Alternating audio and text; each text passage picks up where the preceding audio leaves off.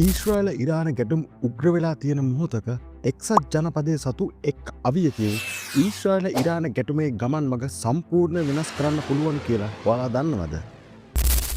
ඊශ්‍රායලට අනුව ඔවුන්ගේ ප්‍රධාන අරමුණක් වන්නේ ඉරානයේ ඇති න්‍යෂ්ටික මර්මස්ථාන විනාශ කිරීම. ඉරානයේ වඩාත්ම ශක්තිමත්ම න්‍යෂ්ටික ප්‍රදේශවලින් එකක් විදිහට හෝඩෝ ප්‍රදේශය හඳුනා ගන්න පුළුවන්. විශේෂඥයන්ට අනුව ඉරානයේ න්‍යෂ්ටිකව බලගැන්වීමට මෙම බලාගාරය ඉතා වැදගත්. මෙම බලාගාරය ඉහළින් බැලූ විට නොපෙනෙනසේ කඳුකර ප්‍රදේශයක ඉතා රහසිගත ලෙස භූගතව නිර්මාණය කරන්න ඉරානය සමත් වෙලා තියෙනවා. ඊශ්‍රායලයේ එයට පාර දුන් බවට ඉරානය පැවසුවත් BBC විසින් නිරීක්ෂණය කළ චන්ද්‍රිකා ඡායාරූපවලට අනුව අදාළ ප්‍රදේශයේ කිසිදු හානියක් සිදු වී ඇති බවට හඳුනාගෙන නැහැ.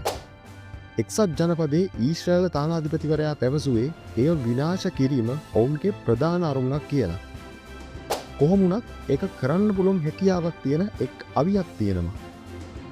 ඇමරිකාවේ නිෂ්පාදිත කිලෝග්‍රෑම් 13600ක බරින් යුතු GBU 57 වර්ගයේ බංකර් නාශක බෝම්බයක් වන මෙය ගැඹුරු භූගත ඉලක්කවලට පහර දීම සඳහා නිර්මාණය කරලා තියෙනවා. බෝම්බේ පුපුරා යාමට පෙර කොන්ක්‍රීට් මීටර් 60ක් කරහා විනිවිද යාමට මෙම GBU 57 කියන බෝම්බයට හැකියාවක් පවතිනවා. ඒ වගේ අවියක් ගෙන යාමට සහ බිම හෙලීමට නම් ඇමරිකාවේ නිෂ්පාදිත B2 වර්ගයේ බෝම්බ හෙළන යානයක් අවශ්‍ය වෙනවා. ඉතින් මේ නිසා ඊශ්‍රායලයේ සහායට එක්සත් ජනපදය මැදිහත් වෙනවාද නැද්ද යන්න ඉතා වැදගත්.